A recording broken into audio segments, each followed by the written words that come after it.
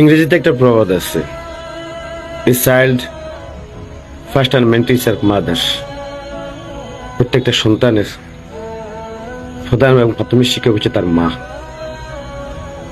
পিতা মাতার থেকে যে শিক্ষাটা সন্তান নেবে সেটা আদর্শের শিক্ষা হিসেবে প্রকাশ পাবে এবং তার বাস্তবিক জীবনে, কর্ম এবং বহমান জীবনে তার আলো রোশনি প্রজ্বলিত থাকবে। এই অনলাইন প্ল্যাটফর্মে যারা অন্যের মাকে গালি দিচ্ছেন, অন্যের ডিস্ট্রিক্ট তুলে তুচ্ছ তাচ্ছিল্যে কথা বলতেছেন, এটাই প্রকাশ পাচ্ছে তাদের মা বাবা থেকে তারা কিছু শিখতেই পারেনি।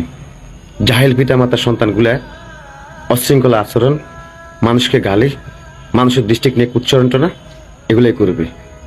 তাই এদের জন্য আফসোস না করে এদের পিতা মাতার জন্য আফসোস করুন। আগে নিজে সুশিক্ষিত হোক, তারপর সন্তান প্রসব করো। সন্তান তো রাস্তাঘাটে ডাস্টবিনের প্রকাশ পায়, তাদের মা কোথায়?